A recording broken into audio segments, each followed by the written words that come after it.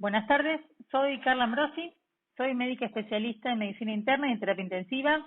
Trabajo en la guardia de urgencias del Hospital Misericordia y en la terapia intensiva del hospital privado. Y hoy vamos a hablar de crisis hipertensivas y de edema agudo pulmón dentro del módulo de urgencias del posgrado de medicina interna.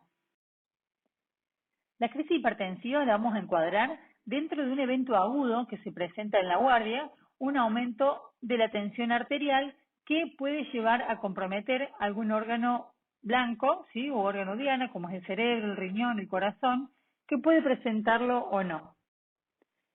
Dentro de la clasificación de hipertensión arterial, para que nos ubiquemos, es la clasificación que usa la Sociedad Española de Cardiología y que también la utiliza la revista de Cardiología. De hecho, está en la última revista desde el 2018, dentro de un grado 3. ¿Qué quiere decir esto? Que es una tensión arterial sistólica mayor a 180, acompañada de una diastólica mayor a 110. ¿Cuáles van a ser los objetivos de esta clase? Como decía antes, es un evento muy frecuente que se presenta en la guardia. Todos los días que estamos de guardia tenemos muchos pacientes que tienen como motivo de consulta hipertensión arterial, pero no todos, ¿sí?, tienen el mismo diagnóstico. Que nosotros podamos ver, ¿sí?, como objetivo diferenciar entre urgencia y emergencia hipertensiva. Que sepamos si ese paciente lo tenemos que internar o no, y en caso de tener que internarlo, ¿dónde lo vamos a ubicar? Si es un paciente que se tiene que quedar unas horas en la guardia, si tiene que quedarse en la sala de clínica o si es necesario que esté monitorizado y esté en una unidad crítica.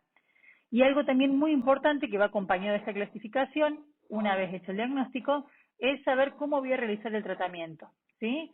Si es que puedo realizarlo vía oral o si es necesario utilizar drogas titulables que se utilizan vía endovenosa. Acá tenemos la clasificación que también corresponde a la Sociedad Argentina de Cardiología en 4 grupos, ¿sí?, de los pacientes que se presentan hipertensos en la guardia.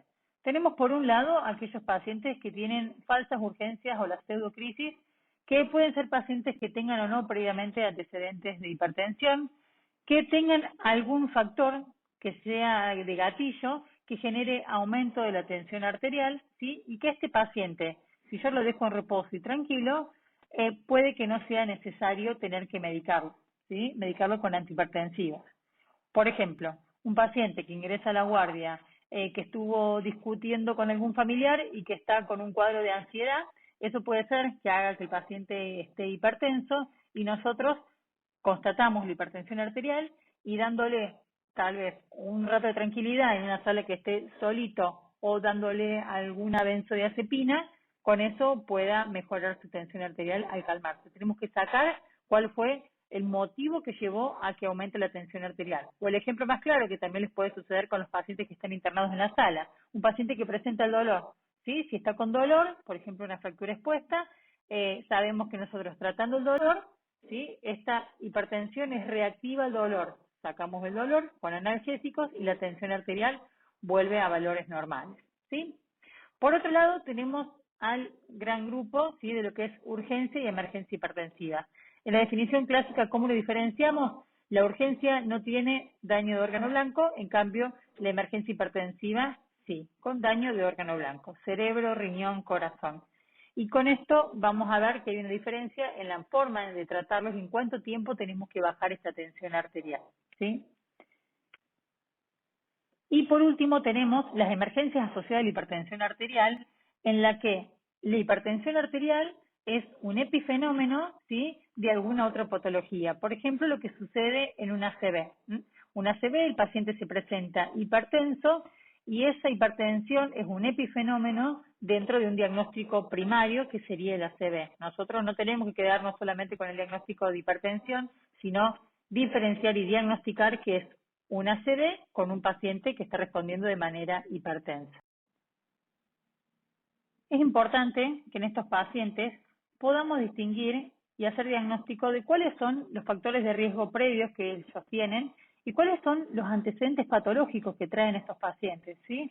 Saber si son dislipémicos, diabéticos, tabaquistas, mayores de 60 años, mujeres posmenopáusicas, hombres, o si ya tienen hipertensión arterial previa, y si en sus estudios se le han diagnosticado que tenga hipertrofia del ventrículo izquierdo, o si han tenido un infarto anterior, insuficiencia cardíaca, una ACV, retinopatía o enfermedad renal crónica, ¿sí? O sea, saber si ya hay una lesión de órgano blanco previo y cuáles son los factores de riesgo que van a hacer que este paciente esté en otra situación.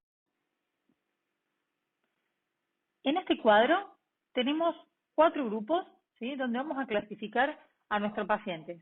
Esto es un resumen de toda la clase de crisis hipertensiva y es lo que quiero que ustedes se puedan llevar. Poder identificar en el paciente que ingresa, ¿sí?, cuál de estos grupos corresponde, si es el grupo verde, amarillo o los rojos, ¿sí? Esto, cual semáforo, nos da el grado de alerta. Sabemos que los pacientes del grupo de hipertensión severa aislada, o sea que tienen más de 180, 110, esto es un epifenómeno, ¿sí?, algo aislado que sucedió, hay que buscar cuál es el motivo en un paciente que no tiene antecedentes previos. Entonces tengo que ver si es que este paciente está ansioso, si está con dolor, si consumió alguna sustancia que le haya aumentado la hipertensión. Y este paciente, por lo general, ¿sí?, es muy raro que vaya a tener una mala evolución y se va a poder ir de alta a su casa. Por otro lado, tengo los pacientes que también vienen con una hipertensión severa, ¿sí?, pero que ya tienen antecedentes previos. Yo cuando hago la anamnesis, este paciente me cuenta que ya estuvo internado por un infarto o que tiene una nefropatía, ¿sí?, o tiene problemas en la vista con una retinopatía. Entonces, a estos pacientes yo los tengo que controlar más de cerca, los voy a dejar en la guardia, ¿sí?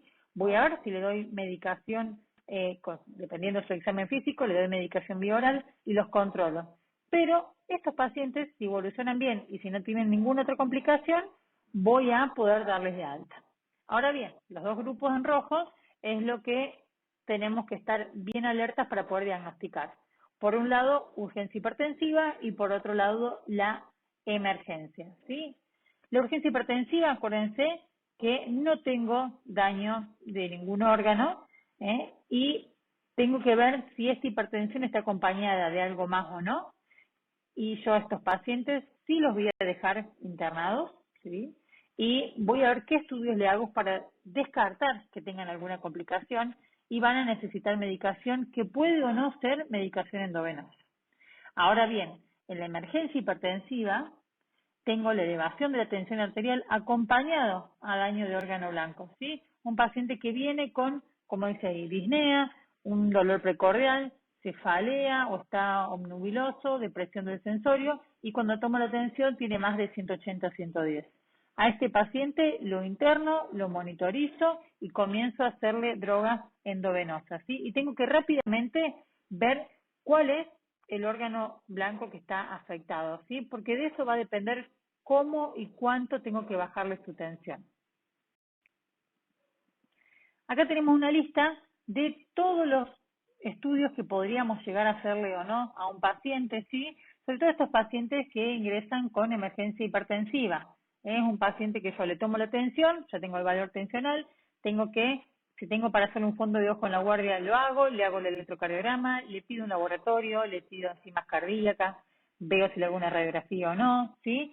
Y de esta manera trato, en el contexto de un paciente que sospecho una emergencia hipertensiva, lo estudio completo. Va a ser dependiendo cada paciente y en cada hospital qué tenemos para hacer y qué no, ¿sí? Y sepan que si ustedes están en un lugar de muy baja complejidad, como en un dispensario, y que si tengo un paciente que sospecha una emergencia hipertensiva, lo canalizo y rápidamente tengo que derivarlo a este paciente, ¿sí? Tiene que estar canalizado porque este paciente se puede complicar. Si tengo drogas para hacer endovenosas en el lugar, lo puedo hacer, y si no, tiene que ser derivado rápidamente porque necesita estar monitorizado. Este es un ejemplo de un electrocardiograma en el que yo tengo un paciente que ingresó y que viene con tensión arterial alta y que me dice que él estuvo internado alguna vez porque había tenido un preinfarto, ¿sí?, como nos dicen los pacientes. Y acá nos encontramos en el que este paciente, que es hipertenso previo, que viene con tensión arterial alta, yo ya veo que tiene un antecedente previo porque veo que tiene hipertrofia de ventrículo izquierdo, ¿sí? Ven que tiene un Sokolov positivo, así que esto ya hace que sea un paciente de riesgo. Al igual que esta radiografía, ¿sí? Si comparamos la radiografía A con la radiografía B, como vemos, la B es una radiografía normal con un índice cardiotorácico normal, menor a 0,5, en cambio en el A veo que es un corazón grande. Entonces, este paciente que ingresó por guardia con hipertensión, yo lo tengo que dejar, ¿sí? Lo tengo que dejar y lo tengo que estudiar, porque es un paciente que tiene antecedentes de una cardiomegalia. Entonces, no es lo mismo la evolución que puede tener o el riesgo que puede llegar a tener, ¿sí? Que un paciente como la placa la B.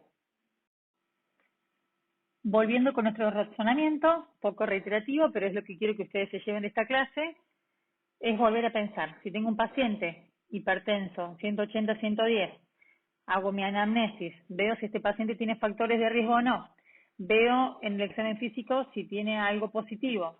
Dependiendo de mi examen físico y los antecedentes, voy a elegir, ¿sí?, qué estudios le hago y con qué orden de prioridad. Y de esta manera voy a clasificar al paciente. Si un paciente sin antecedentes, sin factores de riesgo y que es la primera vez que tiene una hipertensión aislado porque estuvo discutiendo con alguien o tiene dolor, a este paciente trato de sacar cuál fue la causa, ¿sí? Darle analgesia, darle tranquilizantes, algo, o dejarlo en un lugar tranquilo. Espero, vuelvo a tomar la atención, va a quedar una hora en la guardia, va a estar tranquilo, y si el paciente tiene nuevamente valores tensionales normales, lo puedo dar de alta a domicilio, ¿sí? Ahora, si este paciente tiene algún factor de riesgo o algún antecedente previo, tengo que ver si le hago una placa, si le hago un laboratorio, trato de bajarle la tensión vía oral, y si este paciente, luego de mis estudios, que están bien, que no tengo nada para tener que internarlo, también lo puedo mandar a su domicilio. Por otro lado, nos quedan los carteles rojos de emergencia y urgencia hipertensiva, ¿sí? Que esto va a ser internación sí o sí, estudios y ver de qué manera, si es una emergencia hipertensiva, como dijimos, vamos a ver ahora cuánto y cómo bajo la tensión, y si es una urgencia también, qué estudios hago y qué drogas voy a utilizar. Lo importante es que nos quede claro que a las urgencias y emergencias hipertensivas deberíamos siempre de tener que internarlos, ¿sí? No digo cuántas horas, no digo que tengan que estar 3 semanas internados estos pacientes, pero sí dejarlos monitorizados y hacer un control con todos sus estudios correspondientes. Son pacientes que no podemos permitir que se vayan a su casa, que le demos una amlodipina bioral y los mandemos. No, hay que hacer y buscar, ¿sí? Es nuestra obligación como médicos clínicos buscar aquellas cosas que tal vez el paciente no lo manifieste, como el claro ejemplo de un paciente que es hipertenso y que si es diabético puede que no manifieste un dolor precordial típico, y cuando nosotros le hacemos un laboratorio y un electrocardiograma, nos encontramos que está con un síndrome coronario agudo, ¿sí? Así que busquemos las cosas que el paciente puede no referir.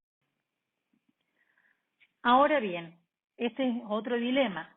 ¿Cuánto debemos bajar de tensión arterial? ¿Sí? En las guías, en general, en lo que hemos aprendido siempre, nos han dicho que tenemos que bajar entre un 20 y 25% en las 2 primeras horas, ¿sí? Esto con respecto a las emergencias hipertensivas. Ahora, ¿esto es para todos? Recordemos, vamos a recordar cuál es la lista, ¿sí?, de aquellas emergencias hipertensivas. Encefalopatía, una disección de aorta, un edema agudo pulmón, una isquemia o infarto de miocardio, ¿sí?, una hemorragia, una ACV, que tengamos papiledema, que el paciente venga y esté con hematuria, hipertensión, hematuria y proteinuria, ¿sí?, un paciente que esté cursando un postquirúrgico de un bypass coronario, ¿sí?, o un postquirúrgico inmediato, o una paciente embarazada que esté con eclampsia. Hacemos un paréntesis, ¿sí? Quiero hablar de lo que es la autorregulación, que es una capacidad que van a tener los órganos dianas, que son los que se van a ver afectados dentro de las crisis hipertensivas, y la autorregulación se aplica tanto para la hipotensión como para la hipertensión. ¿Qué definimos con esto? Es la capacidad que van a tener los vasos sanguíneos de estos órganos de poder generar vasodilatación o vasoconstricción a diferentes tensiones arteriales, permitiendo mantener una perfusión del tejido, ¿sí? Y el ejemplo claro que nosotros siempre tenemos es el del ACV isquémico. La tensión arterial media que nosotros podemos tener en nuestro cerebro, ¿sí?, es alta. Vieron que siempre decimos hasta 180 sistólica lo podemos dejar, una media de 150, todavía el cerebro autorregula, ¿sí? ¿Qué quiere decir esto? Que el cerebro, a pesar de tener una perfusión, digamos, aumentada porque está con una tensión arterial muy alta, eso se autorregula, ¿sí? Y no genera mayores complicaciones. Y esta tensión arterial aumentada, exactamente en el caso del ACV, es intencional para tratar de mejorar la perfusión de esa área de penumbra que nos quedó perilesional al área del ácido isquémico, ¿sí? Al área donde ya tenemos necrosis. Entonces, esto es, tenemos que saber, digamos, en cada caso, en cuánto tenemos que bajar y como nombramos recién, al paciente que viene con hipertenso y que lo que tiene es un ácido isquémico y que está hipertenso, yo a este paciente no tengo que considerar que es una emergencia hipertensiva y bajarle rápidamente la tensión. No, ¿sí? Este paciente tengo que controlar que tenga una perfusión cerebral adecuada, ¿sí? Y yo sé que me puedo manejar en unos márgenes, lo vamos a ver. Esta es la curva de autorregulación y estos son mis márgenes que yo tengo. Entonces yo sé que es una tensión arterial media, lo que estamos viendo acá. Yo sé que cuando el paciente tiene unas 50 de TAM, va a generar vasodilatación, entonces aumenta el flujo sanguíneo cerebral. Y cuando ya tengo casi 150, genera mucha vasoconstricción para mantener la cantidad de flujo y oxígeno que el cerebro necesita. Cuando yo supero, ¿sí? Como ven acá, se dispara la curva, yo supero los 150 de media, que es más de 180 de sistólica, ya estoy generando hipoperfusión cerebral y esta área de penumbra que yo tenía que recuperar o cuidar, no lo voy a lograr, ¿sí? Es por eso que este es un caso en el que yo tengo un paciente hipertenso, porque tiene una ACV con hipertensión, y que esa hipertensión es un modo protectivo que tiene el cerebro de garantizar la perfusión cerebral. Entonces, a este paciente no lo voy a canalizar y le voy a bajar la tensión rápidamente. No me interesa bajarle la tensión, no debo hacerlo y debo mantenerlo en esta área, ¿sí? Sobre todo, no superar los 150 de TAM o 180 de sistólica. Este es un caso particular y la idea es que a ustedes también les quede claro qué tengo que hacer en cada caso. Por eso, acá puse todos los ejemplos de emergencias hipertensivas, ¿sí? Y cuáles son los plazos y objetivos. Ahora, si yo tengo un paciente, ¿sí? En el primer caso, hipertensión arterial mayor a 180-110, y ese paciente, dentro de su examen físico, me encuentro que está con proteinuria, hematuria, yo a este paciente voy a hacer, como decíamos previamente, bajarle en las primeras 2 horas, ¿sí? Un 20 o 25% de la tensión arterial, y voy permitiendo que todo se autorregule.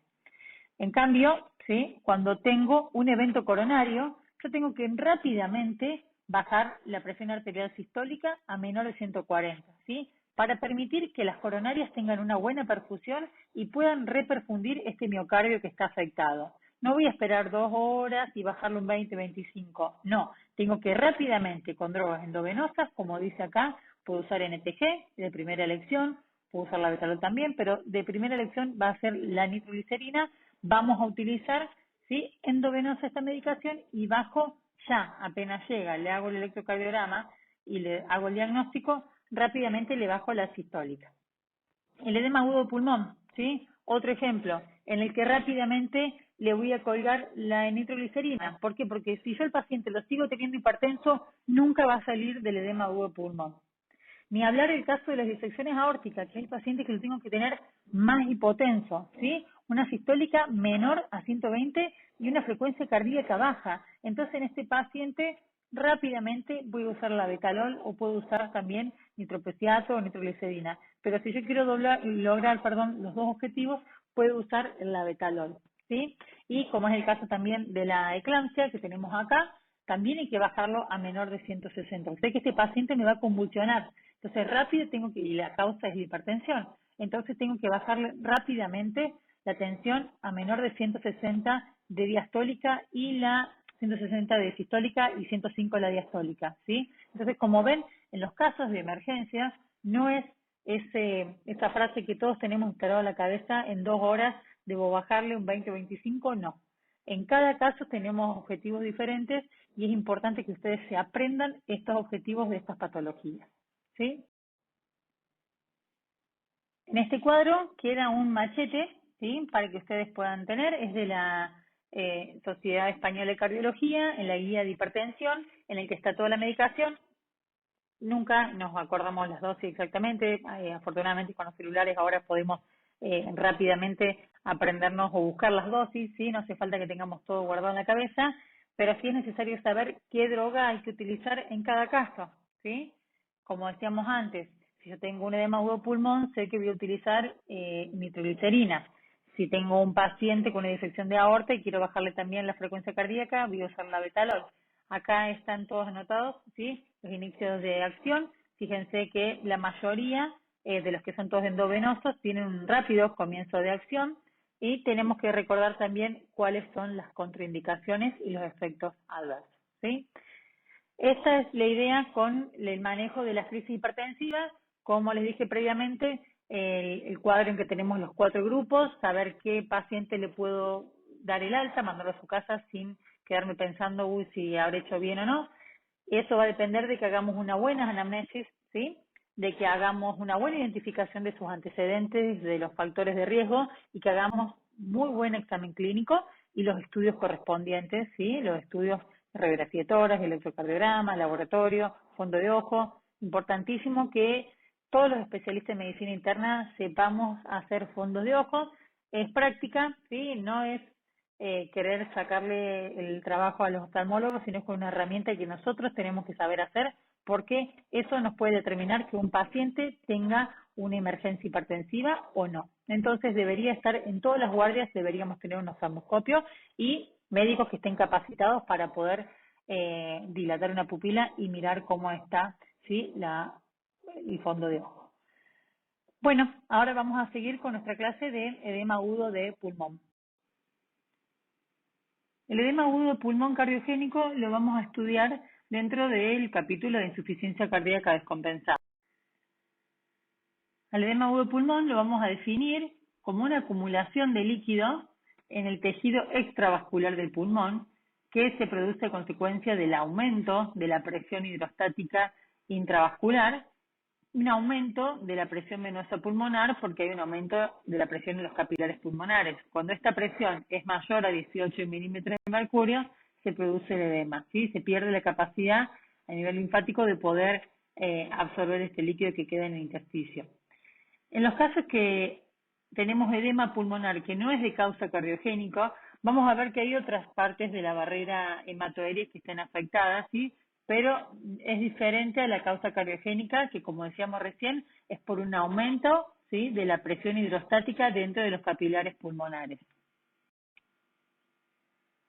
Si recuerdan, ya por histología, hace varios años, cuando estudiamos la barrera hematoaérea, teníamos nuestro alveolo, ¿sí? Con nuestro epitelio plano, vemos ahí, el alveolo, que teníamos el surfactante por dentro, neumocitos tipo 1, tipo 2, y teníamos que por fuera lo estaba envolviendo el capilar. Aquí era donde se producía el intercambio gaseoso o hematosis.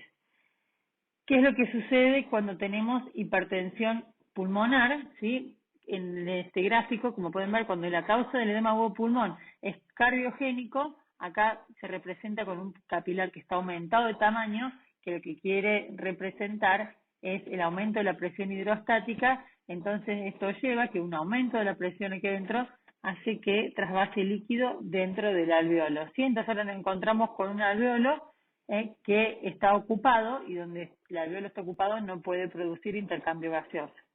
Por el otro lado, vemos que el capilar está en un tamaño normal, está inferior, ¿sí? Más pequeño, pero acá tenemos que ver en qué otro lugar de esta barrera hematoaérea se ve afectado, si es por una apertura de las uniones de los neumocitos tipo 1, ¿sí? Está el epitelio afectado, o si hay algún otro de los componentes de la barrera hematoaérea que está inflamado y permite un aumento de la permeabilidad del capilar y hace que este líquido también trasvase adentro del alveolo. Pero nosotros nos vamos a enfocar en este lado, ¿sí? Nos vamos a enfocar en la causa cardiogénica y vamos a ver por qué se produce un aumento de la presión hidrostática capilar y qué fármacos vamos a utilizar para poder devolver la presión normal dentro de este capilar, ¿sí? Y poder vaciar este líquido que está dentro del alveolo para recuperar la hematosis y hacer que este paciente, que además de tener una insuficiencia cardíaca descompensada, tiene una insuficiencia respiratoria.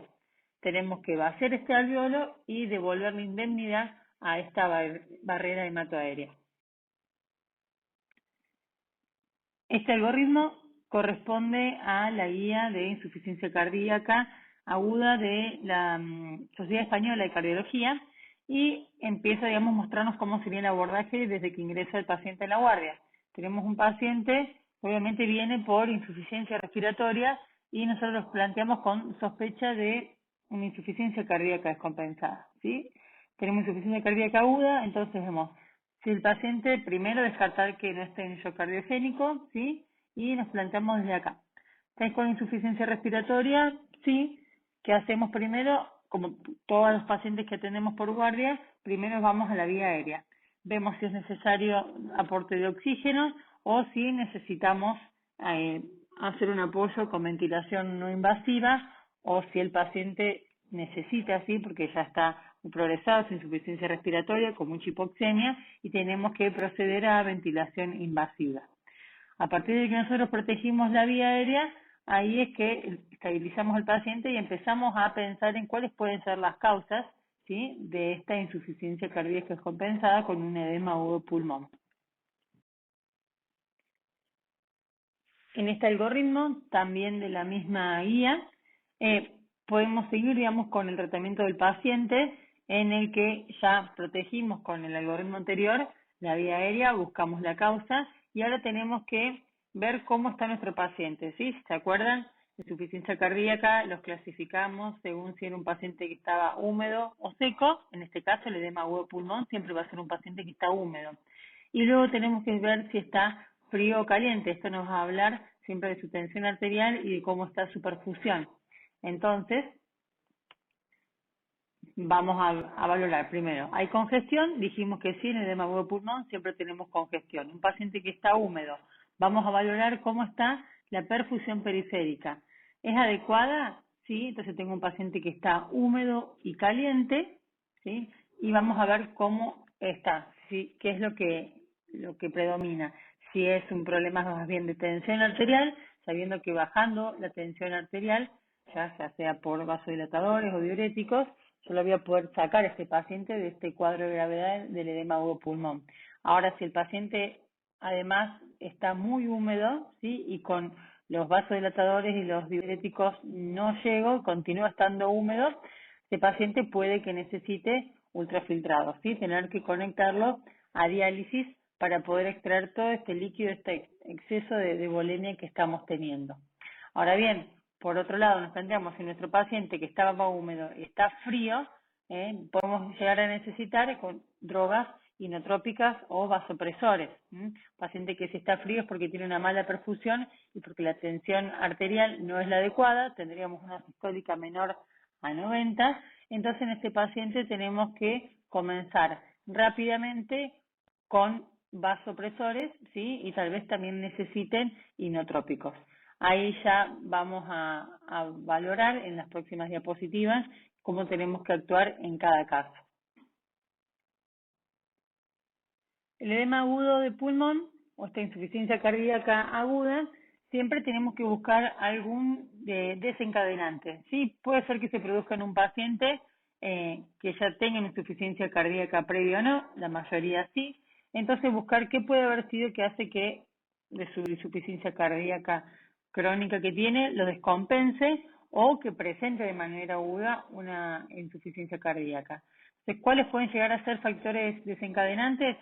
Una falta de adherencia al tratamiento, un paciente que dejó de tomar los diuréticos o que no tomó los antihipertensivos o hizo una sobrecarga de sodio, una crisis hipertensiva, un paciente que esté con estrés emocional que llevó a tener hipertensión y ahí se desarrolla el edema agudo pulmón. Cuando hay consumo de drogas, sí, la cocaína produce muchísimo la descompensación de la insuficiencia cardíaca por la alta hipertensión que genera. Insuficiencia renal, pacientes anémicos, que los anémicos obviamente van a estar con un gasto aumentado, ¿sí?, para tratar de suplir o compensar aquella falta de glóbulos rojos y para poder tener una buena perfusión de los tejidos vamos a tener aumentada volumen minuto y la frecuencia cardíaca y esto puede hacer que en un corazón que sea insuficiente lleve a una descompensación.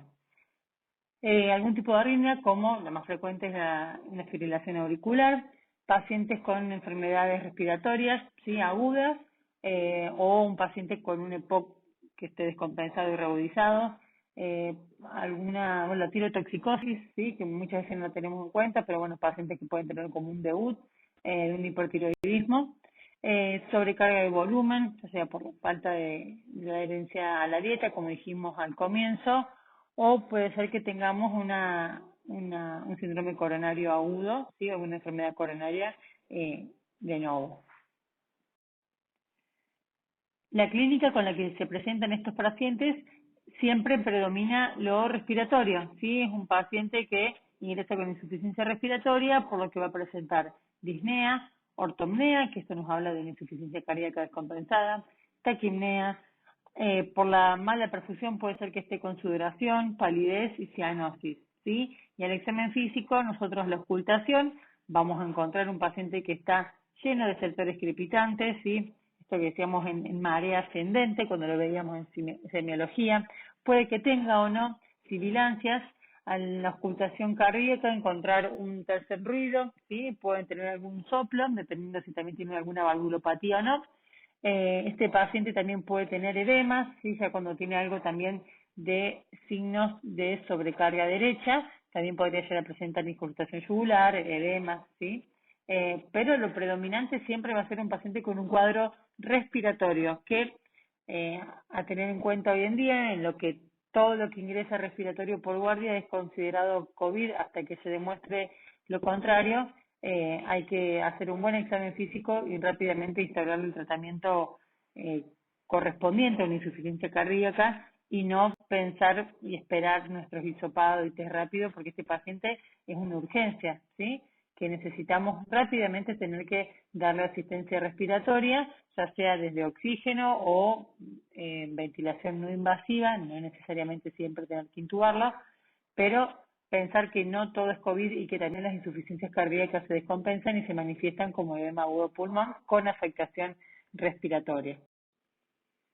De los estudios complementarios, ¿son imprescindibles para comenzar con mi tratamiento? No. Si estoy en un centro periférico y tengo un paciente con una clínica tan clara como la es la del edema agudo pulmón, yo comienzo rápidamente a hacerle medicación. Como hablamos en la clase anterior, si es un paciente que esté hipertenso, sí, y yo ya lo escucho, lo oculto, escucho estos crépitos, yo sé que rápidamente debo bajar la tensión arterial, ¿sí? Acuérdense que era uno de los casos en los que debíamos la sistólica bajarla rápidamente porque es la única forma en la que vamos a bajar la presión de los capilares pulmonares y de esa manera vamos a frenar este trasudado de líquido hacia el alveolo, ¿sí? Entonces, rápidamente voy a comenzar a bajar la tensión arterial. ¿Tengo que derivarlo a un centro de mayor complejidad? Sí, para poder hacer el diagnóstico definitivo y el tratamiento que tiene que estar siempre monitorizado este paciente. Ahora bien, ¿qué estudios complementarios les puedo hacer? Tenemos para hacer radiografía de tórax, tenemos para hacer tomografía, que como dije en la diapositiva anterior, paciente con insuficiencia respiratoria, sospechoso de COVID, seguramente va a pasar por un tomógrafo si se cuenta con el mismo en el hospital. Hacemos electrocardiogramas tratando de buscar qué fue lo que descompensó la insuficiencia cardíaca y lo llevó a estar sobrecargado. Y como decía del ecógrafo, no todos saben utilizarlo, pero tenemos que empezar, ¿sí? Además de usar nuestro estetoscopio, a utilizar el ecógrafo como una herramienta que nos deja ver, ¿sí? Todo aquello que no podemos ocultar. Valorar un poco lo que es la ecografía pulmonar, se le voy a mostrar en unas imágenes que es muy fácil y podemos ver si el paciente tiene sobrecarga hídrica o no. Y ya para quien esté un poco más adiestrado, y con el ecocardiograma también hasta podemos llegar a estimar cuál es la presión sistólica de la arteria pulmonar, con esto haríamos el diagnóstico de hipertensión pulmonar, y descartar también que no haya derrame pericárdico y ver cómo está funcionando mi ventrículo izquierdo, ¿sí?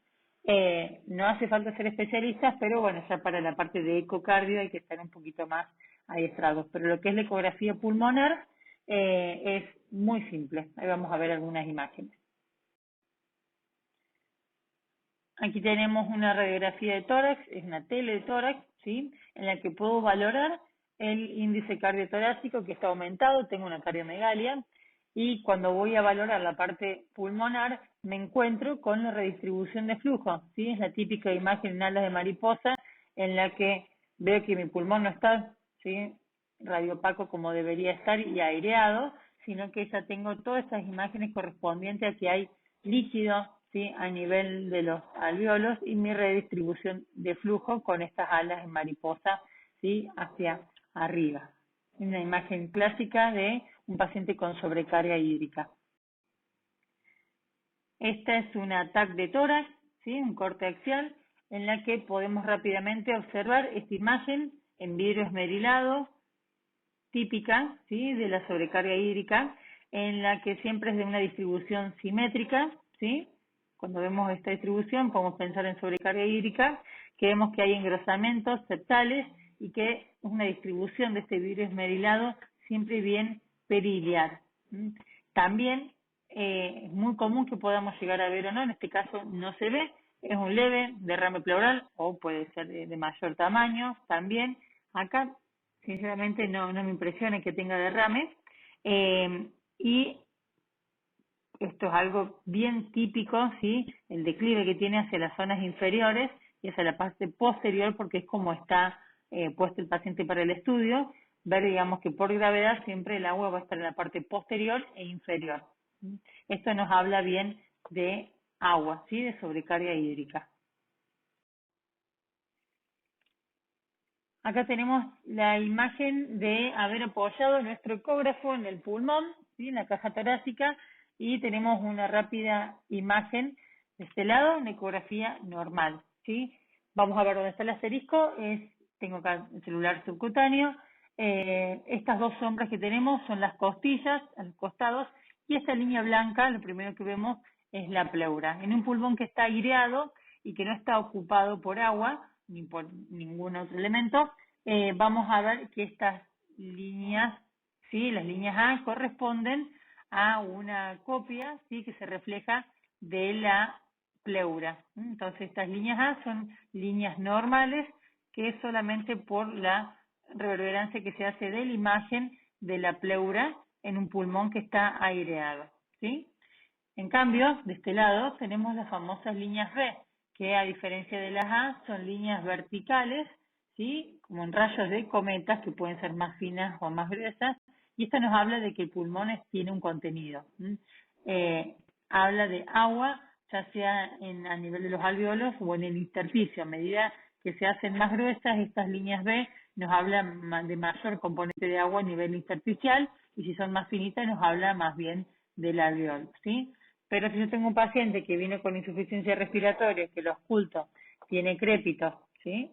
Y que veo apoyándole este hipertenso y le apoyo el ecógrafo y veo todas estas líneas B, yo ya sé que tiene agua en el pulmón y empiezo rápidamente a, por ejemplo, ponerle BNI, ¿sí? Y con la ventilación no invasiva voy a poder sacar un poco esta agua que tengo dentro del pulmón. Pero es una herramienta simple de utilizar, como ven son dos imágenes fáciles de poder diferenciar, no hay que ser muy adiestrado, solamente intentar poner el ecógrafo entre las costillas, girarlo, entonces puedo ingresar bien entre las dos costillas y tomar una ventana de lo que es el pulmón, y ahí rápidamente tengo pleura, si está la pleura que se mueve, ¿sí? Ya me quedo tranquilo que no es un neumotórax por lo que vino el paciente, pero con la clínica que ya nombré previamente y estas líneas B, sé que tengo agua dentro del pulmón y enseguida puedo empezar a darle un aporte con oxígeno.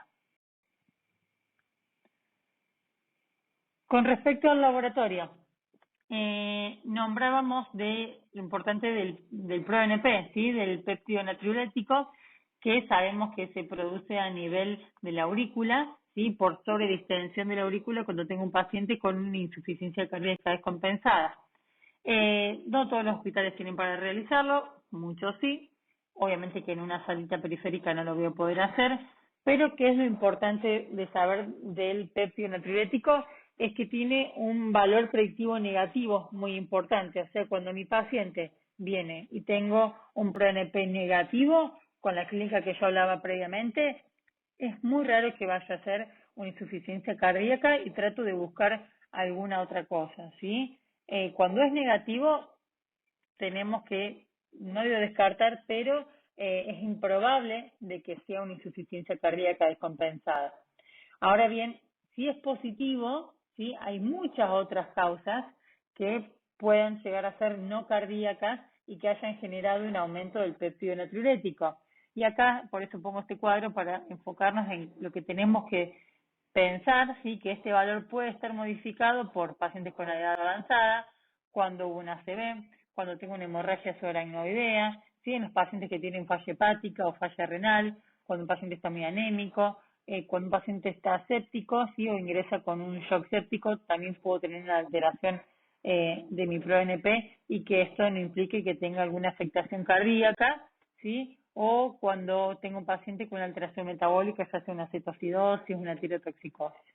Entonces, lo importante es utilizarlo cuando es negativo, ¿sí? Estoy con dudas sobre un paciente, si es sobrecarga hídrica o no, ¿sí? Como podemos hacer la comparación ahora con estos pacientes con COVID, en los que viene el paciente con insuficiencia respiratoria y es una herramienta que me puede ayudar mucho. Puedo sospechar que tenga algo cardíaco, pero si yo le hago un laboratorio y mi ProNP es negativo, me quedo tranquilo, junto con su clínica, de pensar en que no lo es, ¿sí? No sospechen insuficiencia cardíaca descompensada. Ahora bien, si es positivo, no hago diagnóstico, no me confío, ¿sí? Bien, tenemos dos puntos a aclarar con respecto a nuestro diagnóstico, que siempre, afortunadamente, ahora las guías lo ponen, y nos habla de la no necesidad de tener que colocar un catéter de Swan-Ganz para hacer el diagnóstico de hipertensión pulmonar en el contexto de un paciente que estaría con edema agudo pulmón, ¿sí? Ni en ningún contexto.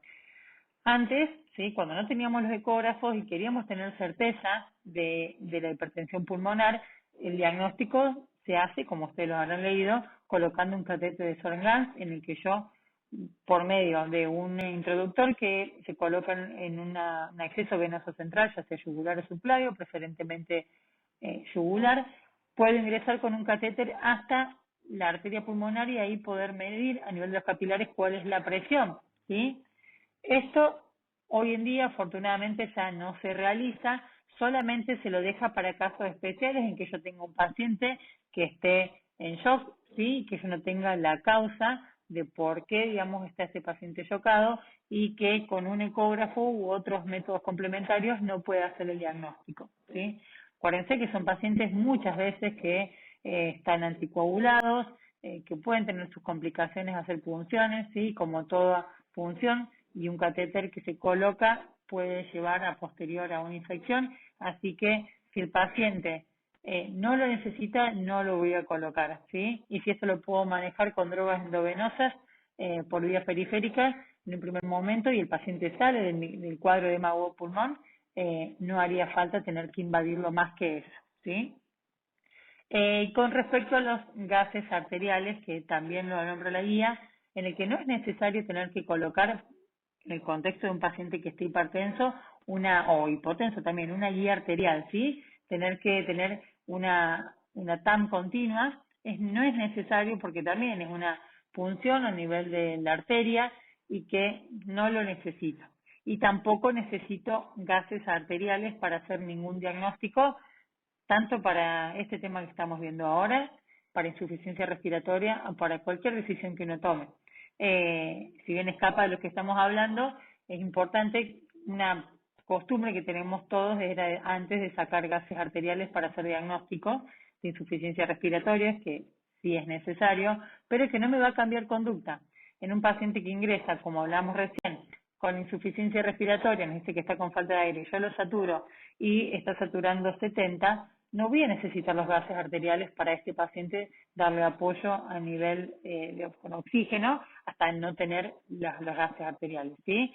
Si los gases arteriales vienen bien o vienen mal, pero la saturación del oxígeno de esta persona por oximetría es baja, yo ya voy a comenzar a aportarle oxígeno, ¿sí? Entonces no me va a cambiar la conducta unos gases con hipoxemia o con insuficiencia respiratoria si mi paciente está saturando 70 cuando ingresa, ¿sí? Así que es una práctica que es cruenta para el paciente porque le genera mucho dolor. Como dije antes también, un paciente que puede estar anticoagulado y que puede tener sus complicaciones o antiagregado. Entonces, dejarlo solamente para cuando sea meramente imprescindible tener gases arteriales. Y en la guía, como vemos acá, en la Sociedad Española, ya desestima tener que hacer estas dos intervenciones, tanto la colocación del catéter de Swan-Ganz como tener una vía arterial y sacar gases arteriales. Volvemos a repasar. Entonces, este paciente que ingresa por guardia, insuficiencia respiratoria, lo primero que hacemos es asegurar su vía aérea, ¿sí? Vamos a monitorizarlo, vamos a controlar la tensión arterial. Paciente que no va a querer quedarse acostado, va a decir que se ahoga, entonces lo vamos a dejar sentado en 45 grados. Vamos a buscar un acceso venoso. Cuando detectamos ya que tiene un edema de pulmón, sabemos que le vamos a dar diuréticos y no es imprescindible tener un conteo de lo que es su diuresis, así que vamos a colocar una sonda vesical, sacamos laboratorio y vamos a hacer imágenes, ya sea con el ecógrafo al pie de la cama del paciente o con radiografía o tomografía, dependiendo con qué elemento contemos. Y luego de esto comenzamos rápidamente con el tratamiento de nuestro paciente.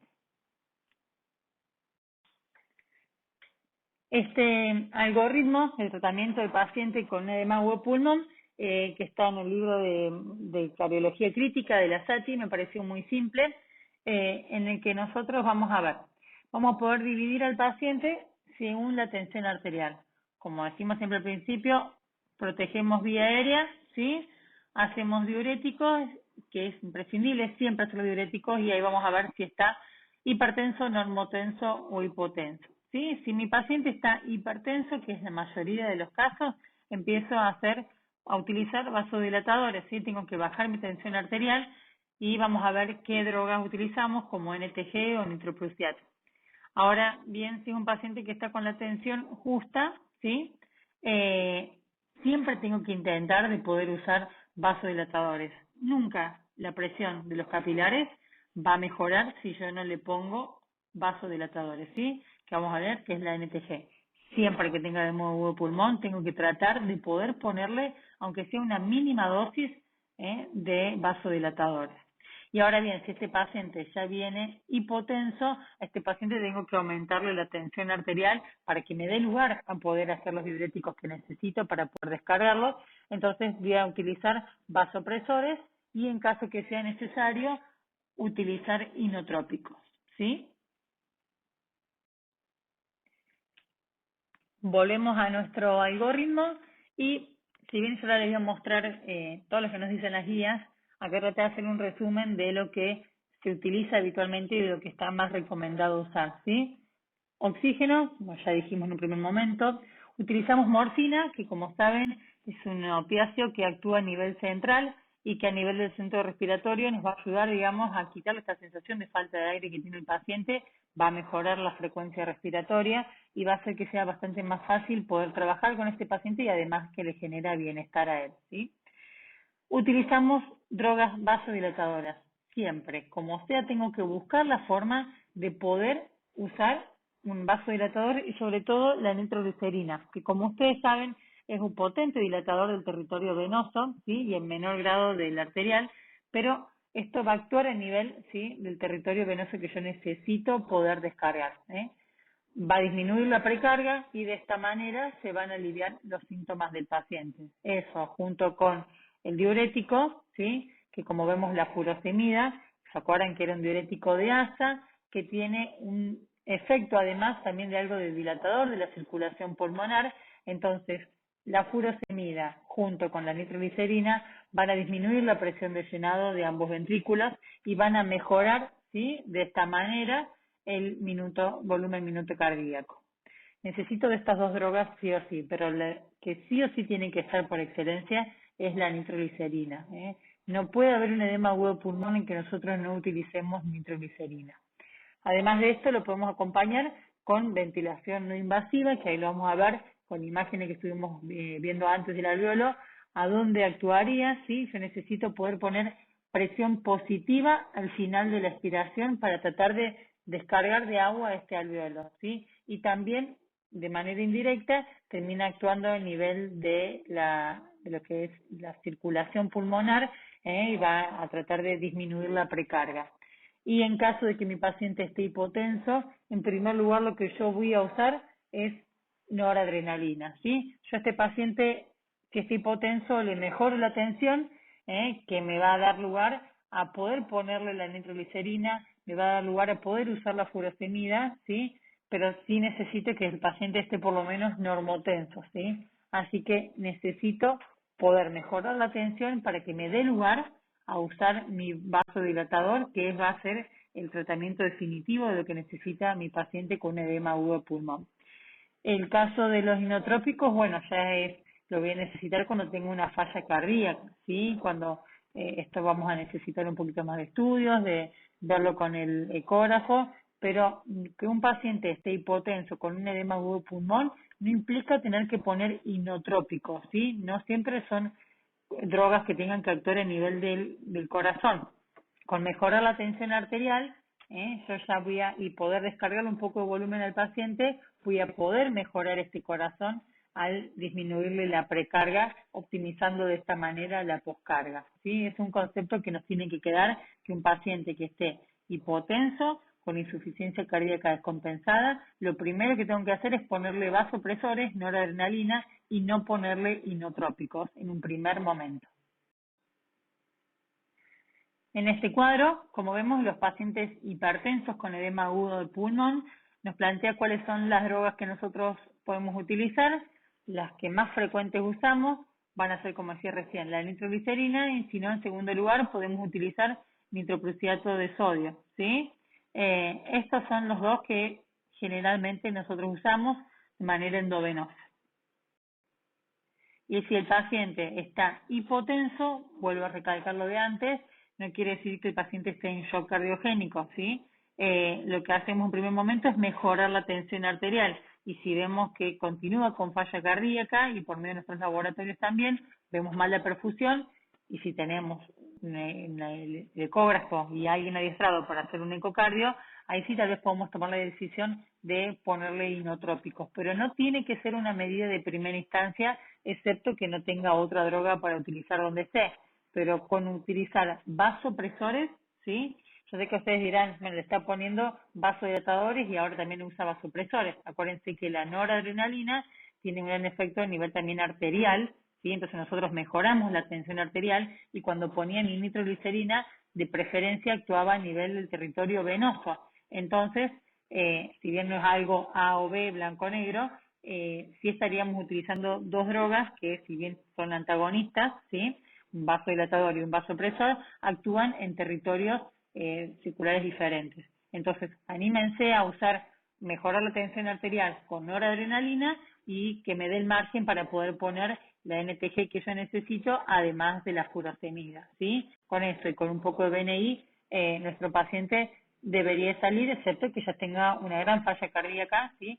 Y que con estas medidas yo no pueda disminuir la precarga, y que de esta manera no pueda optimizar mi corazón para mejorar la poscarga. Vuelvo a poner esta imagen para que ustedes puedan entender cómo actúa la ventilación invasiva, ¿sí?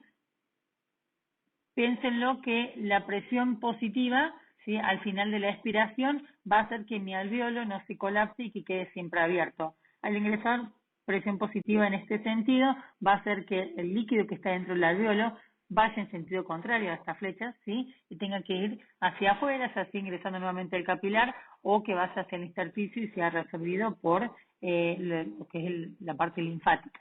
Entonces, primero, al vaciar yo mi alveolo por un cambio de presión, voy a hacer que se devuelva la capacidad de generar hematosis, ¿sí? Y al sobredistender este alveolo, yo voy a colapsar algo, estos capilares, entonces este líquido también va a disminuir la presión hidrostática dentro del capilar, y con esto voy a mejorar la precarga, ¿sí? En un primer momento, porque es algo mecánico, puede que se aumente un poquito la poscarga, pero ya después eso, que se descargaron estos capilares, se revierte. Entonces, yo con una presión positiva dentro de mis capilares, dentro de la caja torácica, voy a cambiar las presiones en sí, y una presión positiva hace que disminuya siempre la precarga, que es lo que tengo afectado en el edema agudo pulmón.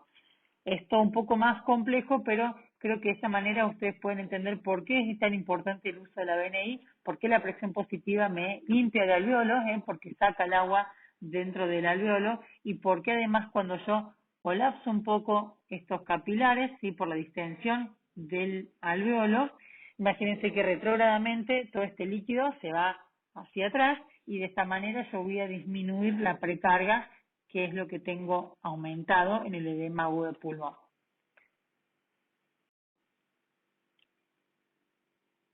Acá tenemos algunas de las interfaces en que ustedes pueden conocer o haber leído o haber visto, que son las interfaces, son aquellas máscaras que nosotros vamos a utilizar o cascos para poder colocar la presión positiva. El paciente tiene que estar cómodo, ¿sí? Para usar BNI.